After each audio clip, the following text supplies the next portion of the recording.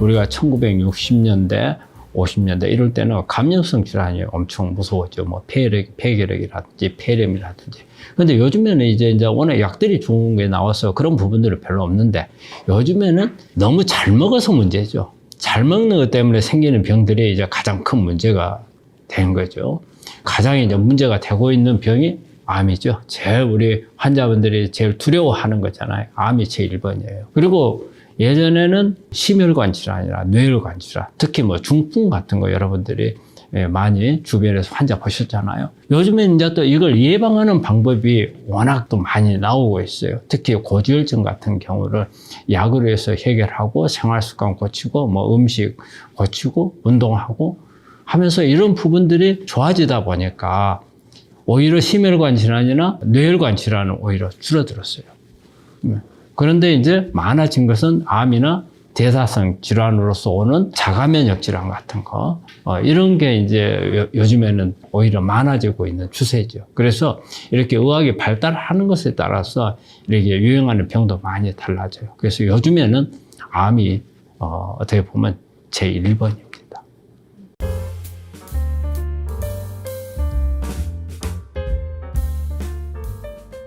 그 만성 질환에 있어서는 혈관의 건강이 시발점이 되는 거예요. 모든 병에. 왜냐? 이 혈관을 통해서 우리가 산소도 들어가고 영양분도 들어간단 말이에요. 근데 이 혈관이 찌꺼기가 많이 끼거나 노폐물이 많이 쌓이게 되면 영양 공급 잘 안 되겠죠. 그리고 산소 공급도 잘 안 되겠죠. 이게 세포 레벨에 가서는 세포막 손상을 오고 세포 안에서 미토콘드리아 에너지 만든다든지 이런 부분에서 문제가 될 거고, 이게 더 문제가 되면 유전자들이 손상을 얻고 뭐 그러면 암으로 넘어가고, 그 다음에 세포막 손상 염증성 질환들이 많이 만들어지게 되고, 그래서 이런 혈관에서부터 시작하는 병들이 요즘에는 가장 이슈가 되고 있는 병들이기 때문에, 일단 이 부분을 예방을 하려고 한다면 어디서부터 시작을 해야 되느냐? 바로 혈관 건강, 그 다음에 혈액이 깨끗해야 된다는 거죠. 그래서 혈액이나 혈관 건강이 어떻게 보면 모든 병의 근원이 될 수도 있으면서 걸리지 않도록 예방하는 가장 시발점이 혈액이나 혈관이라고 할 수 있습니다.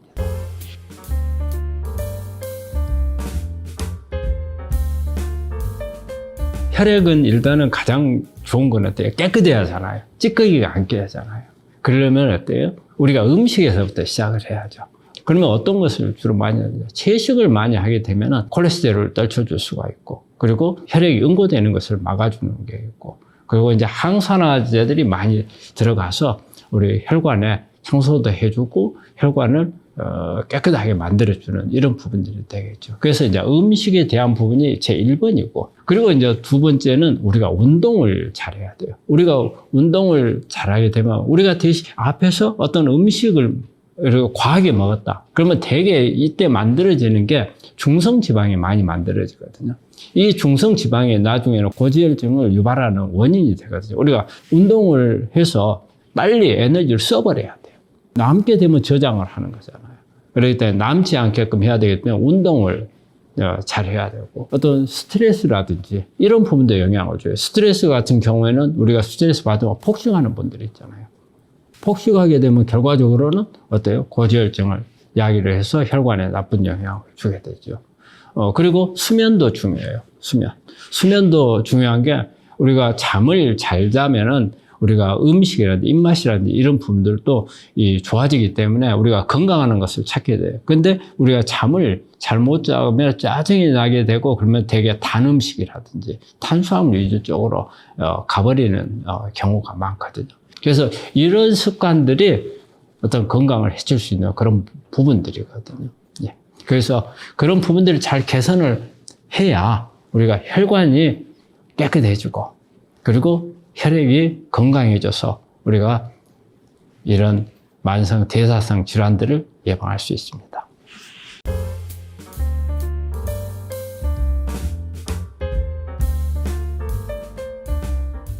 이 혈관 건강에 가장 좋은 거는 일단은 칼로리가 낮은 음식이 제일 좋아요.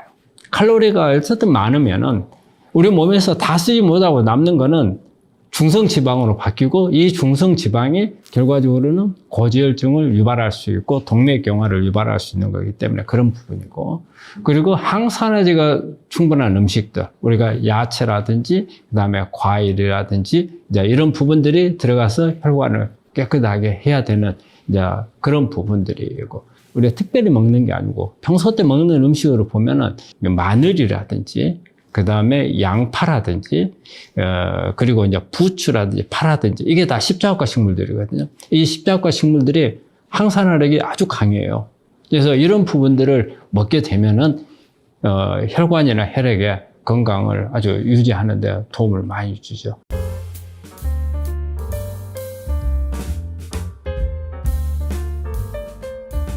예, 양파는 항암 음식도 되고, 그 다음에 혈관을 청소하는 역할도 아주 많이 하죠. 그리고 특히 양파는 고지혈증을 치료하는 데 최고잖아요. 우리 중국 사람들이 그 기름기 있는 걸 많이 먹잖아요. 그런데 살찌지 않는 이유가 뭐예요? 바로 양파를 먹기 때문이라거든요. 양파 속에 있는 케르세틴이 혈액을 깨끗하게 해주고 혈관을 청소를 해줘서 그렇게 육식을 많이 먹음에도 불구하고 동맥경화라든지 고지혈증이 잘 오지를 않는다는 거죠. 그래서 양파는 그만큼 좋은 그런 음식이 되겠고, 또 양파가 가지고 있는 그 외에 다른 여러 가지 기능들이 우리 인체의 건강을 유지하는 데 도움을 주기 때문에 아주 좋은 음식이라고 할 수 있죠.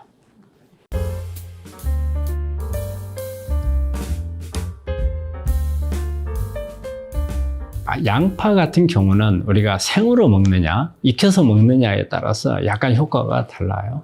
우리 이제 양파 속에 있는 좋은 성분은 이제 케르세틴이라는 성분이 뭐 혈관에도 좋고 항암 작용도 있고 여러 가지 암을 일으키는 유전자들을 조절해주는 그런 부분들의 기능이 있는데, 또 하나 양파 속에 들어있는 게, 양파 우리 먹으면 약간 톡 쏘잖아요. 마늘하고 비슷하게 톡 쏘는 게 있는데 그게 알리신이라는 성분이에요. 우리가 생으로 먹을 때는 알리신이 많아요. 그래서 이게 약간 톡 쏘는 맛이 있잖아요. 그래서 잘 먹는 사람 잘 먹지만 못 먹는 사람 못 먹어요.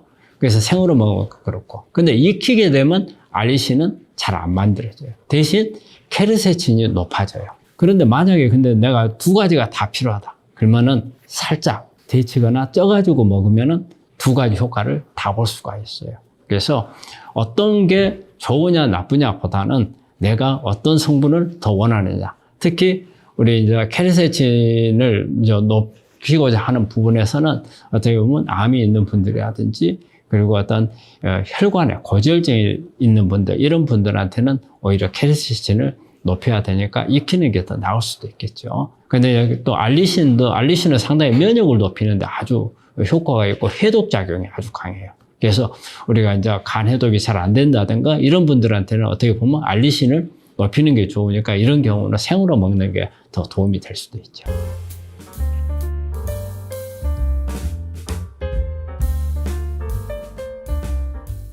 양파는 이 매운맛이 그 알리신이라는, 우리 마늘 매운맛이나 십자합과 식물은 다 그런 성분들이 있어요. 그래서 우리가 배추라든지 그다음에 부추, 파, 이게 약간의 매운맛을 다 가지고 있거든요. 이게 알리신이고, 또 설포라판이라는 성분이 있어요. 이게 해독 작용에 도움을 주는데 이게 어떻게 보면 상당히 자극적이죠.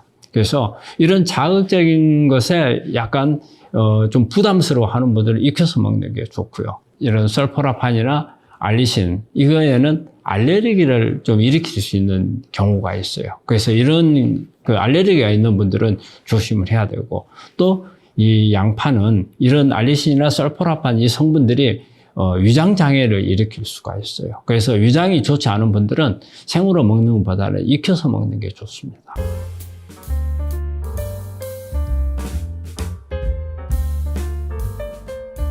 아마 제일 하는 부분이, 우리 일반인들 주부들이 양파 요리를 할 때 대개는 껍질을 많이 벗겨버리잖아요. 껍질을 다 벗겨버리고 안에 있는 하얀 거, 보기 좋은 걸 가지고 요리를 하는데 사실 그게 아주 안 좋죠. 그 껍질의 가장 큰 영양소는 그 안에 들어있는데, 그래서 껍질을 먹을 수 있는 방법을 찾아야 되고, 그래서 껍질이 중요하고요. 그리고 양파 뿌리도 영양분이 참 많거든요. 근데 되게 뿌리도 다 잘라서 버리잖아요. 그래서 양파를 먹을 때는 절대 껍질, 그 다음에 뿌리는 버리지 말고 같이 드시는 게 주부들이나 양파를 드시는 분들이 생각하지 못했던 부분이 아닐까 생각합니다.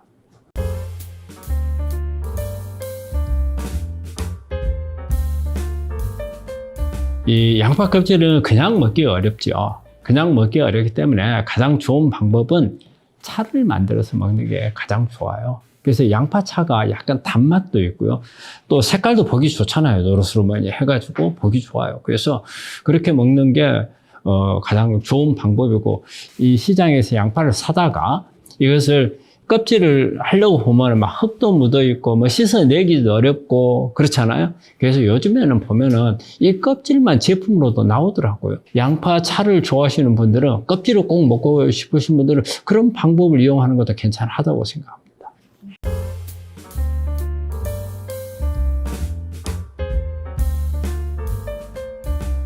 제일 양파가 좋은 건요, 혈관. 특히 이제 혈압이 높다든가, 그 다음에 고지혈증으로 해서 콜레스테롤 수치가 높다든가, 이런 경우에 양파가 가장 도움이 되는 이런 부분이고, 또 양파는 해독 작용도 있거든요. 그래서 간이 안 좋으신 분들한테도 도움이 될 거고, 그리고 가장 또 우리가 권하는 것은 우리 암 환자들이죠.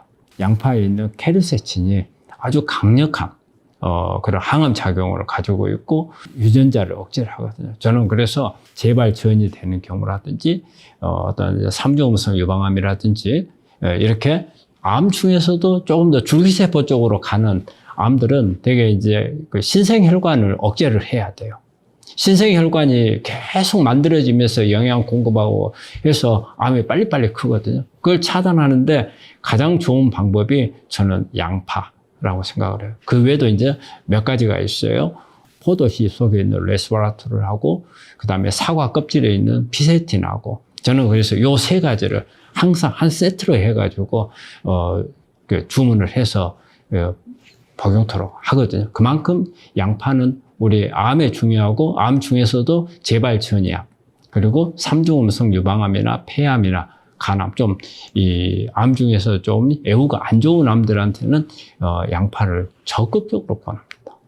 이 시간에는 양파를 가지고 여러분들한테 설명을 드렸는데, 양파는 어떻게 보면은 이 만병통치와 비슷한 그런 기능을 가지고 있는 게 아닌가 생각을 해요. 껍질, 그 다음에 뿌리, 이런 부분들을 같이 드시면은 더욱더 건강에 도움이 되리라 생각을 하고, 또 이걸 보고 있는 분들은 오늘부터라도 좀 양파에 대해서 좀 더 친해지도록 노력했으면 합니다.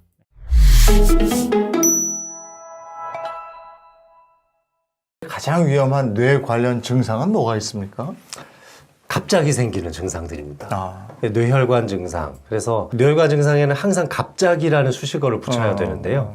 그래서 이 갑자기 한쪽 팔다리에 마비가 온다거나 갑자기 말이 좀 어눌해지는 현상들, 이런 것들이 혈관성 뇌손상을 의미합니다. 혈관이 터지면 뇌출혈이라고 하고요. 혈관이 막히는 것을 뇌경색이라고 합니다.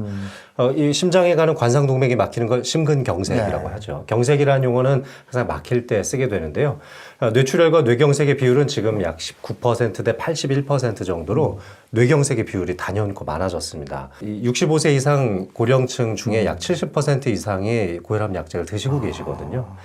그 덕분에 뇌출혈이 많이 줄었다고 생각을 합니다. 그래서 전체적인 뇌졸중의 발생 빈도는 상당히 줄어들기는 했습니다만, 그래도 여전히 뇌경색 발병 비율이 굉장히 높고, 저는 이 뇌경색이 진짜 그 두려운 존재라고 생각하는 게, 곧바로 사망으로 이어지지 않는 것이 어떻게 보면 다행이기도 하지만 다른 한쪽 측면에서는 오히려 불행이기도 합니다.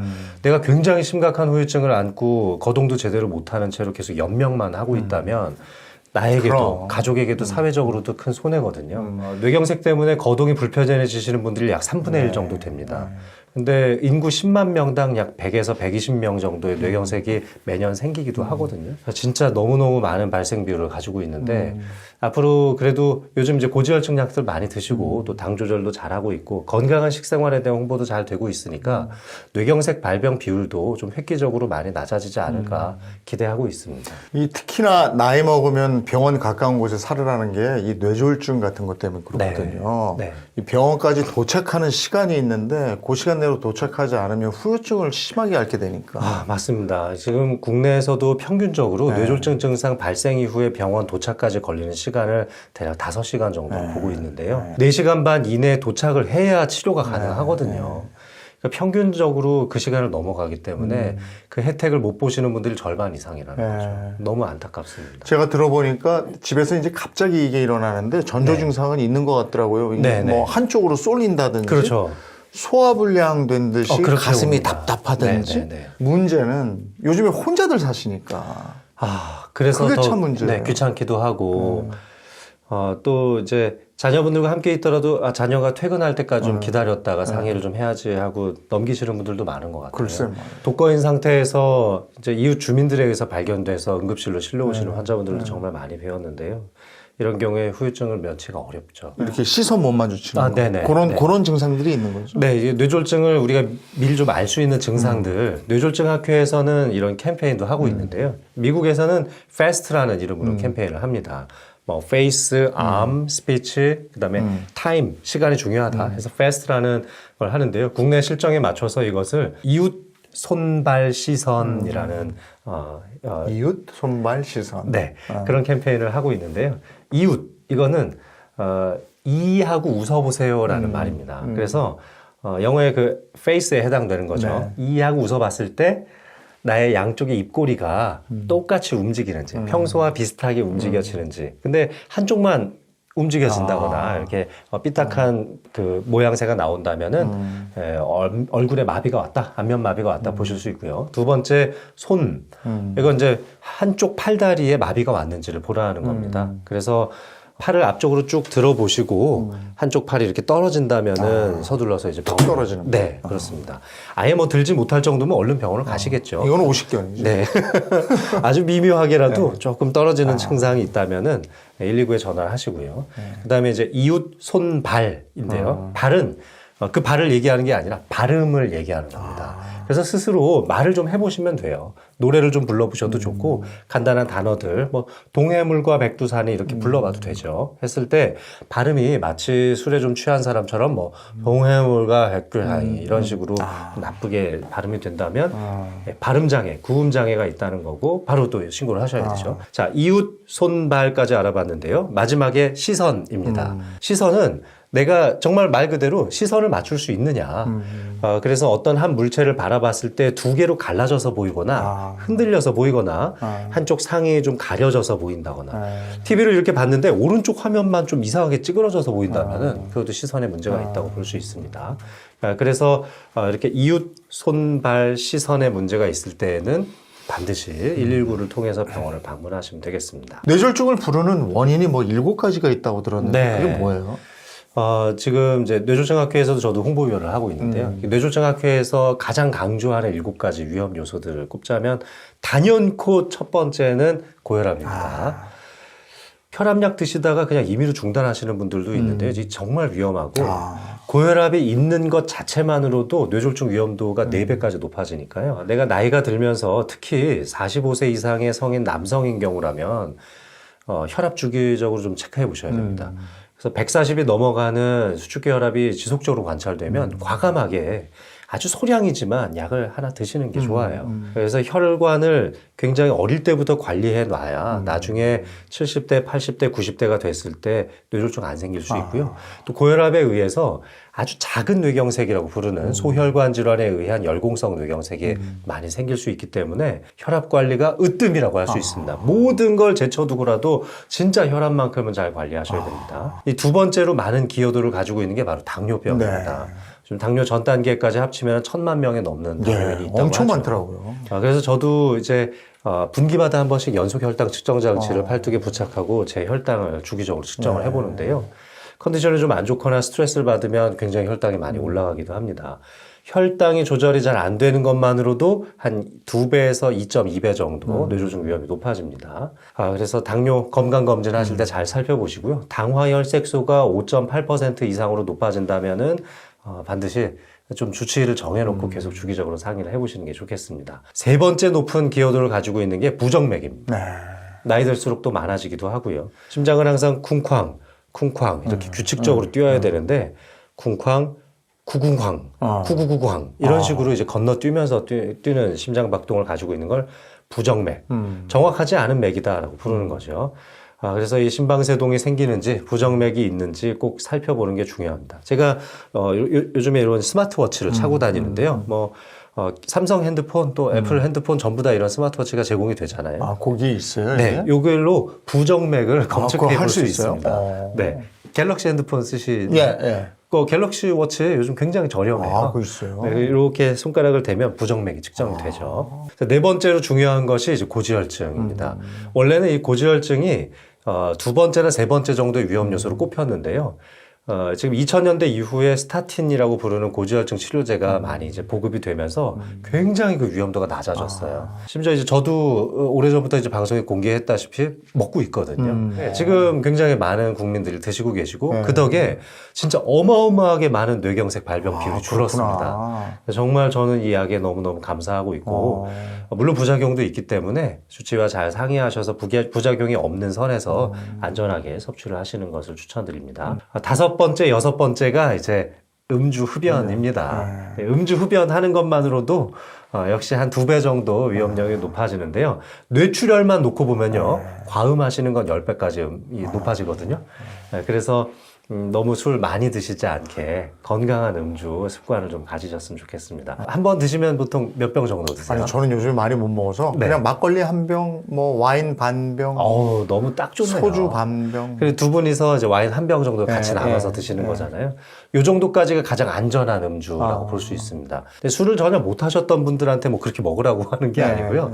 늘 즐기셨던 분들이라면 그 정도까지. 지금 이제 소주는 좀 도수가 낮아졌으니까 소주 반 병 정도, 그리고 와인 반 병 정도. 요 정도의 알코올의 양이라면, 근데 매일 드시진 않잖아요. 매일은 아니죠. 그렇죠. 일주일에 그래도 한 두세 번 정도. 요 정도가 좋습니다. 그래서 한 번 드시고 나면 적어도 한 사흘 정도는 좀 쉬어줘야 알코올 기운이 좀 빠져나가니까요. 그렇게 하시고, 다섯 번째, 여섯 번째가 음주 흡연이고요. 일곱 번째가 비만입니다. 근데 비만에 역설이라는 것도 있어서요. 또 아주 뚱뚱하신 분들은 오히려 혈관 질환이 좀 덜 온다라는 연구 그래요? 결과도 있어요. 그래서 오비시티 패러독스라고 부르는 비만의 역설이 있는데 이런 측면에서 왜냐하면 비만이신 분들은 다른 질병에 걸릴 가능성이 굉장히 높거든요. 암도 그렇고 여러 가지 퇴행성 질환이라든지 대사성 질환에 걸릴 확률이 높아서 다른 병으로 이미 많이 사망하거나 크게 병을 앓고 있기 때문에 그래서 상대적으로 뇌졸중 발생 비율이 적은 거다라고 보기도 합니다.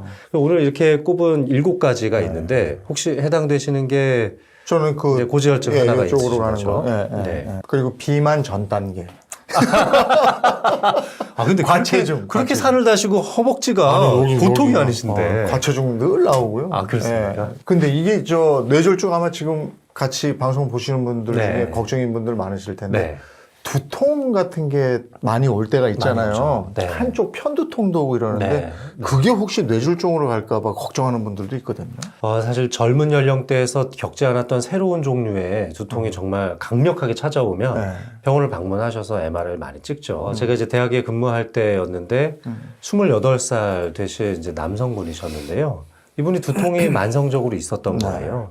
근데 그 두통을 그냥 대수롭지 않게 방치하다가 어느 날 갑자기 굉장히 극심한 두통을 이제 발전을 해서 병원에 와서 MRI를 찍어봤더니 뇌동맥 꽈리가 터진 걸 확인할 수 있었습니다. 다행히 당시 대처가 굉장히 빨랐어요. 그래서 코일 시술을 통해서 잘 막아주었고 후유증 없이 퇴원을 할 수 있었습니다. 근데 비슷한 사례로 20대 초반의 여성 환자분이 한 분 있었는데 이분은 그 피임약 복용을 꽤 오랜 세월 동안 했었고 펜터민이라고 하는 식욕 억제제를 복용하기 시작한 지 6개월 정도 되신 분이었거든요. 근데 이제 피임약도 혈전 발생 가능성이 높아지거든요. 근데 이 펜터민 계열의 식욕 억제제도 혈전 반응 가능성이 굉장히 높아집니다. 두 가지를 이제 동시에 섭취한 게 6개월이 넘은 거죠. 혼자 살고 있었는데 아침에 자고 일어났는데 왼쪽 팔다리가 움직여지지 않았던 거예요. 그래서 간신히 119에 신고를 해서 저희 병원으로 오셨는데 그 서울의 상경에서 혼자 살고 있었는데 부모님께는 알리지도 못하고 2달간 병원에서 입원 치료를 했는데 끝끝내 휠체어를 타고 퇴원을 하게 됐고, 마지막에는 결국 이제 부모님한테 제가 이제 연락을 드려야 한다. 혼자서는 감당이 안 된다. 그래서 오빠분께 연락이 닿아가지고 오빠가 와서 이제 요양병원으로 전원을 한 사례가 있었는데요. 이런 안타까운 사례들도 있지만 또 열심히 재활치료하면은 좋아지기도 합니다. 그럼 뇌졸중이 내가 지금 뭐 어떤 단계인지 알아보려면 검진을 해야 될 텐데 네. 그 건강검진이나 이럴 때 뭘 받아야 됩니까? 건강검진 하실 때 일정 비용을 추가하시면 MRI 촬영을 추가할 수 있거든요. 그래서 60세가 넘으신 분이라면은 MRI와 MRA를 다 찍어보시는 걸 추천드립니다. 조직을 볼 수 있는 MRI, 또 혈관을 볼 수 있는 MRA, 이렇게 두 가지를 같이 찍어보시고요. 그 이전 세대라면은 혈관을 보는 검사를 하는 걸 저는 추천을 드립니다. 그래서 MRA 촬영만 해봐도 도움이 좀 되죠. 이전 세대에서는 사실 뇌의 노화나 퇴행적 변화는 별로 없기 때문에 MRI는 뭐 별로 이렇게 권하지는 않는데요. 하지만 이제 당뇨를 가지고 있다거나 당뇨나 고지혈증 같이 있거나 이렇게 위험 요소를 2가지 이상 가지고 있으면 둘 다 찍어보는 게 좋기도 합니다. 그런 거 찍어보면요, 그 뇌 안에 이렇게 좀 희끗희끗하게 변하는 게 보이기도 하거든요. 퇴행적 변화이기도 하고 고혈압에 의한 소혈관 질환에 시작되는 전조일 수도 있는데요. 그런 걸 통해서 뇌졸중이 생긴다 안 생긴다 좀 알 수 있고요. 그리고 이제 이런 뇌 영상 검사 말고도 경동맥 초음파 검사, 그리고 또 자율신경 검사를 통한 혈압의 변동성에 대한 체크, 그리고 혈액 검사를 통해서 염증 수치, 그리고 또 고지혈증, 당뇨에 대한 수치도 다 알아볼 수가 있죠. 이런 걸 통해서 10년 이내에 나에게 혈관성 질환이 생길 수 있는 가능성이 몇 %인지 구체적으로 숫자로도 나옵니다. MRI는 지금 말씀해 주신 거 외에 치매 확인하는 것도 MRI인 거죠? 그렇습니다. MRA가 아니고. 맞습니다. 네. 그러니까 MRI는 조직이 얼마나 뭐 쪼그라들었는지, 뇌가 수축한다고 하잖아요. 뇌가 얼마나 수축했는지도 볼 수 있고, 이 수축을 하더라도 어떤 사람은 전체적으로 다 수축하시는 분들도 있는데, 또 어떤 분들은 전두엽만 좁아지기도 하고 측두엽만 작아지기도 하거든요. 그런 차이에 따라서 나타나는 증상도 다 다른데요. MRI 촬영을 해보면은 그걸 다 알 수가 있습니다. 특히 이 측두엽의 안쪽 깊은 곳에 있는 해마라고 하는 부분이 있는데요. 이게 요 귓구멍 안쪽으로 쭉 들어가면 그 고막 안쪽과 굉장히 가까워요. 그 해마라는 부분에 노화가 많이 찾아오고 경화가 된다고 하는데, MRI 촬영을 했을 때 하얗게 그쪽이 좀 변하기도 하고 또 크기가 많이 작아지는 특성을 찾는다면 알츠하이머 치매가 찾아오는 전조를 볼 수 있습니다. 반면에 이제 MRA는 혈관을 보는 건데, 혈관을 딱 봤을 때 경동맥에서부터 뇌로 가는 혈관 3개를 볼 수 있거든요. 그래서 앞쪽, 가운데, 뒤쪽으로 가는 이 3개의 주요한 혈관에 각각 동맥경화가 있는지, 터질 만한 흔적이 존재하는지 아주 세세하게 살펴볼 수 있습니다. 네. 근데 MRI 검사는 지금 의료보험이 안 되죠? 이 보험급여 기준이 좀 강화되면서 좀 어려워졌죠. 급여 기준을 받기가 어렵습니다. MRI 촬영을 통해서 뇌혈관 질환이나 알츠하이머 질환과 같은 이제 퇴행성 질환이 정확하게 확진이 되었을 때에만 급여 기준을 받으실 수가 있어요. 이제 급여 기준을 받게 되면은, 그러면 이제 MRI 총 촬영 비용의 3분의 1 정도만 부담하셔도 되기 때문에 비교적 저렴한 비용으로 검사가 가능하죠. MRI 하나만 찍는다면 한 20만 원 정도, 그리고 2가지를 다 찍는다면은 한 4, 50만 원 정도의 비용으로 촬영도 가능한데요. 그런데 난 이제 걱정이 돼서 찍어봤는데 질병이 안 나올 가능성이 사실 더 높지 않겠습니까? 그러면 보험 혜택이 없는 거죠. 이제 건강보험급여 적용이 좀 어렵고. 이건 실손도 안 되는 거죠? 이거 실손의 약관에 따라서 좀 다른 것 같기도 합니다. 지금 실손이 1, 2, 3세대까지 나와 있고, 지금 이제 4세대 실손이 나올 예정인데요. 3세대 실손 같은 경우에는 비급여 항목에 대한 것들 보장이 안 되는 경우가 많습니다. 전에 거는 되는 게 있죠. 네. 그래서 2009년도 이전에 1세대 가입하신 분들은 거의 다 되고요. 2세대까지도 웬만큼 커버가 되는데, 3세대부터는 이 비급여 항목에 대해서 내가 이게 보험 적용이 혜택을 받을 수 있는지 꼭 확인을 해보셔야 하고요.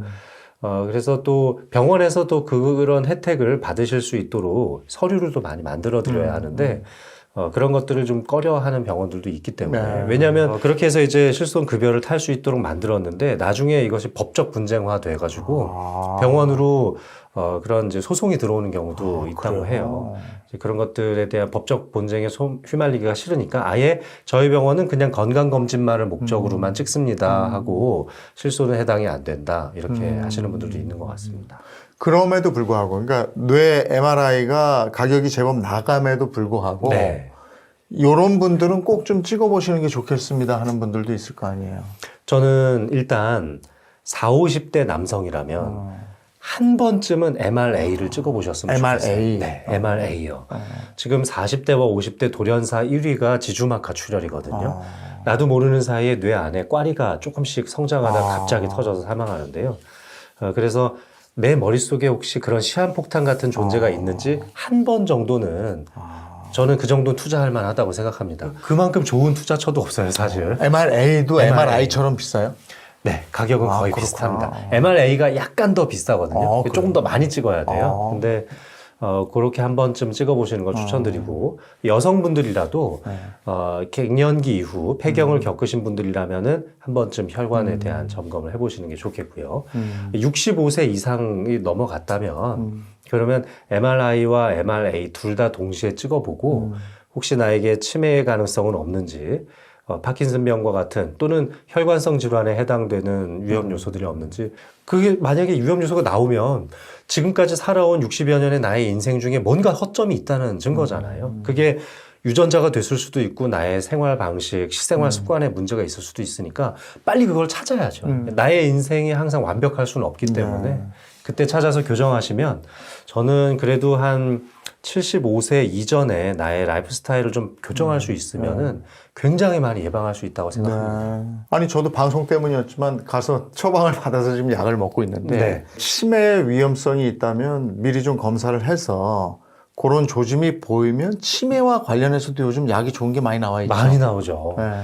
지금 미국 FDA 승인을 받았던 아듀카누맙이라는 약이 심혈관계 발생 비율이 높아진다 해서 퇴출이 됐죠. 그런데 레카네맙이라고 하는 또 신약이 새로 나왔고 이것은 굉장히 효과가 좋은 것으로 나와 있습니다. 그래서 아마 올해 안에 국내에도 도입이 될 거라고 예상이 되는데요. 기존에 발표되었던 여러 가지 약들은 결국 뇌 기능을 어느 정도 보존하는 데 그치는 수준이라면, 이제는 노폐물을 배출해서 뇌를 조금 더 시간을 거슬러 갈 수 있는 개념의 치료제들도 나오고 있으니까 어떻게 해서든지 이 좋은 약들의 혜택을 볼 때까지 버티셔야 된다고 생각을 합니다. 그러니까 미리 좀 알면 혜택을 볼 수 있으니까. 그럼요.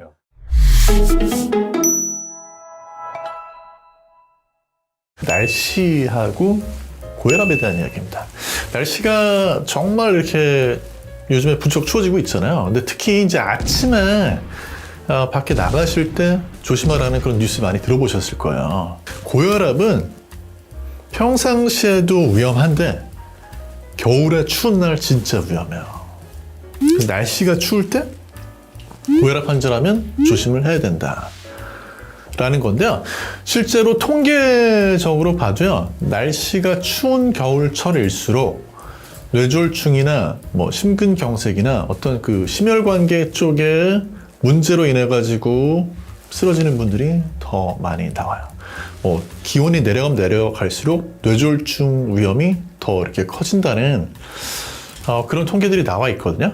그 실제로 연구를 봐도 2015년에 독일 연구를 보면 24시간 동안에 기온이 뭐 3도 정도, 그러니까 뭐 2.9도 내려가면은 뇌졸중 위험이 11% 높아진다는 연구 결과가 있고요. 애초에 심혈관 질환 위험이 높은 분들의 경우에는 뇌졸중 위험이 무려 30%가 높아진다는 연구 결과가 나와 있어요. 이게 왜 그런 거냐면요, 이 고혈압인 분들은 안 그래도 어떤 상태요? 혈관이 조금 이렇게 좀 좁아져 있고 탄성도 좀 떨어지고, 뭐 혈관벽에 뭐 콜레스테롤, 뭐 칼슘, 그 다음에 뭐 중성지방 T지라고 그러죠. 이제 이런 것들이 쌓여가지고 플라크가 막 이렇게 쌓여서 혈관이 내경이 좁아져 있는 그런 상태인데, 날씨 추워지면 어떻게 돼요? 날씨 추워지면 혈관이 더 수축을 하죠.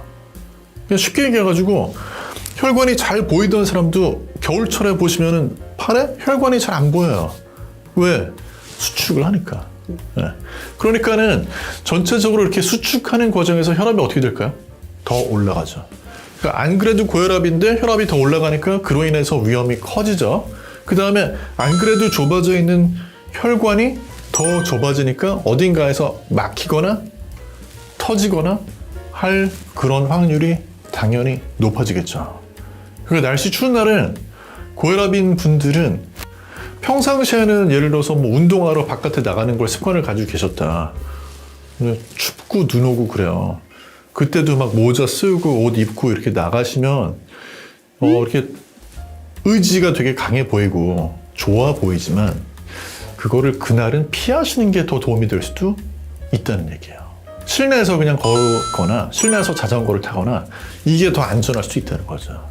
왜냐하면 이런 날 꼭 아침 운동이 루틴이어가지고 아침에 나가가지고 습관적으로 이제 이런 어떤 야외 활동이라든지 운동을 하시다 보면요, 추운 날씨에 적응하는 과정에서 혈관이 좁아지면서 잘못하면은 혈관에 뇌혈관이 터지거나 막혀가지고 문제가 실제로 생깁니다. 그렇게 해가지고 병원에 이제 응급실에 가게 되면은 한두 시간 안에 빠른 조치를 취하는 그런 경우에는 후유증이 없이 회복을 하는 경우도 있지만, 이제 혈관이 막힌 상태에서 오랫동안 방치가 되는 그런 경우에는 어떤 그런 뇌졸중의 후유증으로 그 후유증 자체가 영구적으로 그냥 가게 되는, 장시간 남게 되는 경우가 생기죠. 또 혈관이 터지는 것도 굉장히 위험해요. 터졌을 때는 사실 어떤 약을 쓸 수도 없기 때문에. 그래서 날씨가 추운 날 우선 바깥에 나갈 생각하지 마시고, 그런 날에는 집에서 혈압을 먼저 체크해 보시는 게 더 중요해요. 그래서 집에서 혈압 체크를 해보시고, 특히 이제 우리나라에서도 고혈압인지 아는 그런 사람 비율이 그 나이가 들면 많은데요.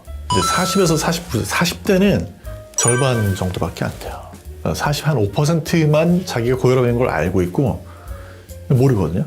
20대 같은 경우에는 고혈압인데 고혈압인 거를 아는 사람이 17%밖에 안 돼요. 그러니까 이렇게 고혈압인 걸 모르고 살게 되면 어떤 일이 벌어지냐면, 혈압은 안 재니까 안 재고 이렇게 있다가 어느 날 갑자기 병원에 갔는데 신장 기능이 굉장히 많이 떨어져 있는 그런 경우가 발생을 합니다. 왜냐하면 혈압이 너무 계속 높은 압력으로 이렇게 신장 쪽에 부담을 가게 되면 신장의 기능이 손상이 되겠죠. 그죠? 그래서 나이가 젊은 분이든 나이가 든 분이든 간에 혈압계는 꼭 집에 하나 사가지고 두시는 게 좋고, 혈압계는 그래도 뭐 일주일에 한 번 또는 한 달에 한두 번은 측정을 해보시는 게 좋고요. 특히 왜 그러냐면 요즘에는 병원이나 의원 가가지고 혈압을 재는 것보다 집에서 재는 거를 더 중요하게 생각을 해요. 혈압은 보통 이제 병원에서 재면 한 5에서 10 정도가 높게 나와요. 이건 긴장하기 때문에 그렇죠. 사람이 긴장을 하면 혈압이 높게 나옵니다. 흡연하는 분들은 담배 피우고 나가지고 혈압 재면 혈압이 높게 나옵니다. 담배 피우는 것 때문에 혈압이 높게 나오기 때문에. 커피 마시는 분들은 커피 마시고 나가지고 바로 혈압을 재면 높게 나올 수 있어요. 그래서 담배 피웠다든지 커피 마셨다든지 이런 경우에는 최소한 한번 30분에서 1시간 정도 쉬었다가 혈압을 재야 혈압이 정확하고요. 운동을 하고 나서 직후에도 역시 혈압을 재면 높게 나올 수 있기 때문에 운동하고 나서도 한 1시간 정도는 쉬었다가 재주셔야 되고요.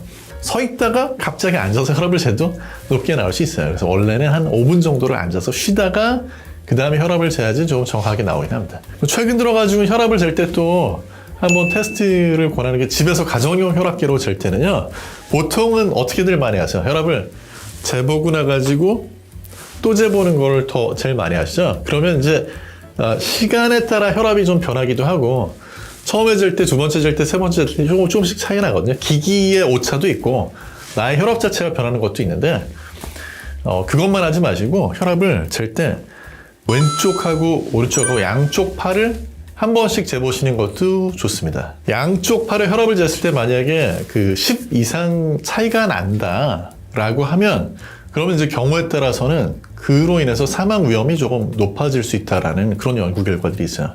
양쪽 팔을 쟀더니 10 이상 차이가 난다라는 거는 어떨 가능성이 있냐면, 혈관이 어딘가가 좀 경직되고 좁아져 있고 막혀 있을 확률이 더 높다는 거죠. 그래서 간혹 가다가는 양쪽을 다 재보시는 게 좋습니다.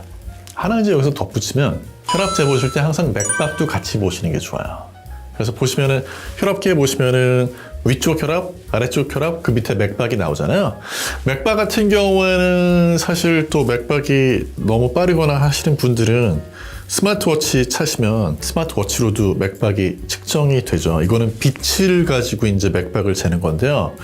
상당히 이것도 수치가 제법 나와요. 제 경우에는 아침에 커피를 조금 많이 마셨더니 오늘은 맥박이 좀 83, 85 이 정도가 나오는데, 이게 아침에는 아무래도 맥박이 조금 더 저녁보다 근데 제 경우에는 이게 이제 뭐 운동하고 그러면 뭐 130 이렇게 올라갈 수도 있고 하지만 평상시에는 뭐 70? 요 정도 있다가 커피 마시거나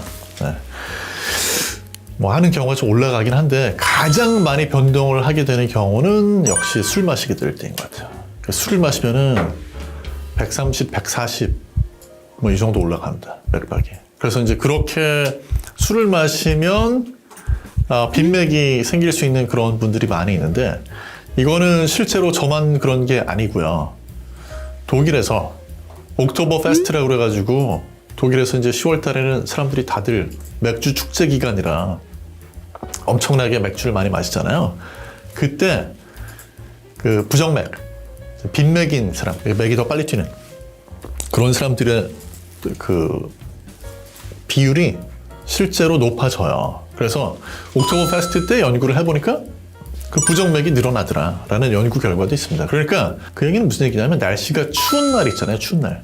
이때는 술을 특히 조심하셔야 된다는 얘기예요.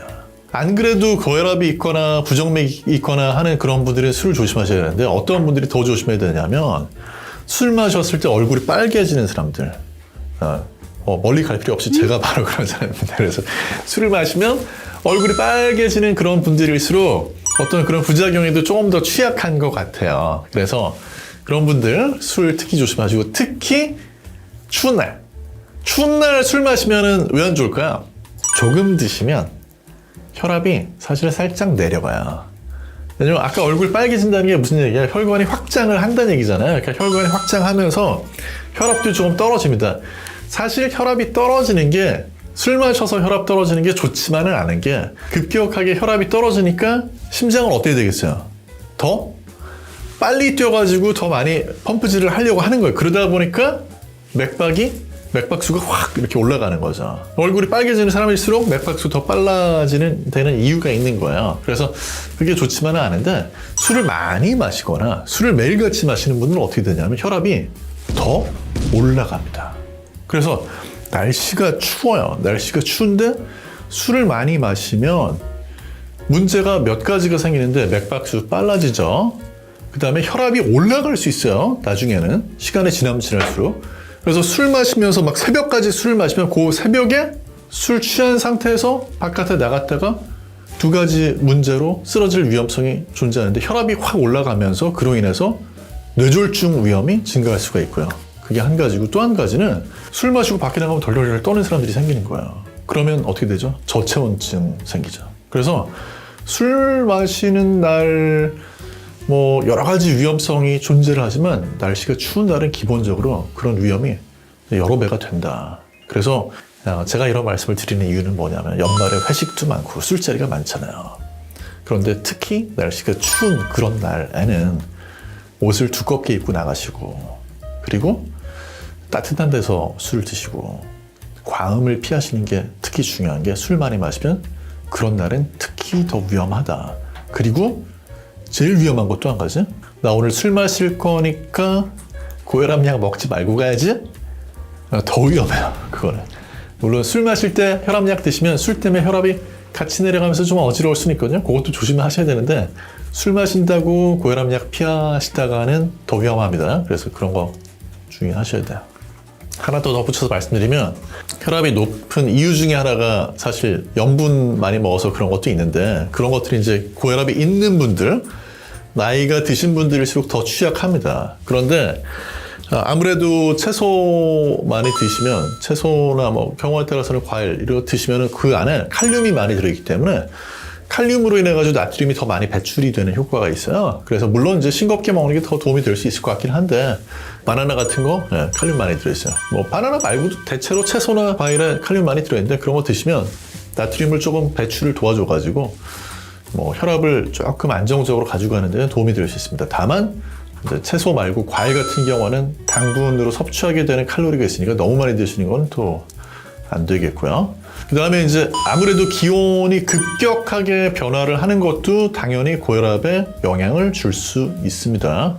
그래서 뭐 따뜻한 곳에서 추운 곳으로 갑자기 확 나갔을 때 옷도 뭐 이렇게 좀 껴입지 않았다. 그런 경우에 위험할 수 있다는 얘기예요. 그래서 그런 그 기온에 이제 뭐 예를 들면 바깥이 굉장히 날씨가 추울 때는 조금 워밍업을 하고 나가셔야지. 예.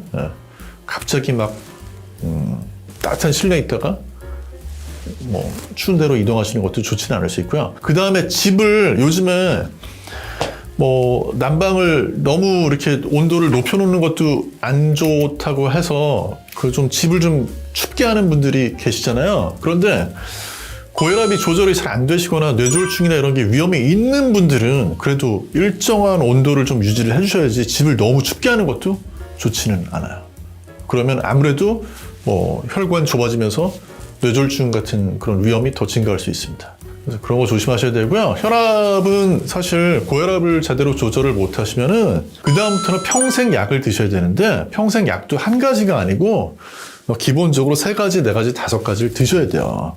이때 약을 드시는 건 너무 중요한 게 한번 그런 사건이 터지고 나서는 이 약을 드시지 않으면은 위험이 줄어들지 않고 예방이 안 되기 때문에 다시 한번 그런 일이 벌어지는 걸 막기 위해서는 약을 평생 드시는 게 맞습니다.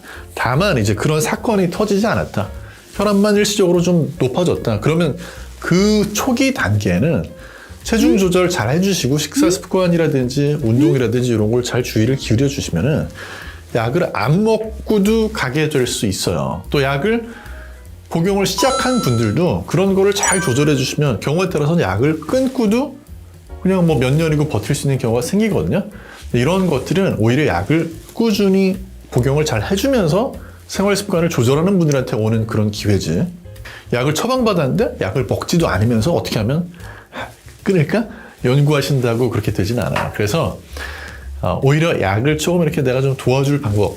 제가 예전에 칼럼 쓴 적 있거든요. 약을 도와주는 방법이라고. 약을 드실 때 혈압약이 혈압 낮추는 걸 좀 도와주려고 애를 많이 써서 몸으로 같이 좀 도와주시면 혈압약을 적게 써도 되고 끊어야 될 수도 있어요. 근데 약은 안 먹으면서 나 하고 싶은 건 다 하면서 약을 뭐 어떻게 안 먹을 수 있는 방법 찾는 거는 그거는 좀 아닌 것 같아요. 그래서 고혈압 관리를 잘 해주시는 것만이 약을 적게 드시면서 또는 안 드시면서 혈압 관리를 잘 할 수 있는 방법이다. 이렇게 말씀드리겠습니다. 뭐 요즘은 사실 고혈압이 세대하고 관계없이 세대 가리지 않고 찾아온다고 하잖아요. 근데 고혈압 자체 가지고 증상이 나타나는 경우가 별로 없어요. 그러다 어느 날 빵 터지기 때문에 침묵의 살인자라고도 불리거든요. 평상시에 잘 관리를 해주시고 필요한 생활 습관 조정을 해주시는 게 혈압도 지키고 건강도 지키는 가장 간단하면서도 안전한 방법이라는 거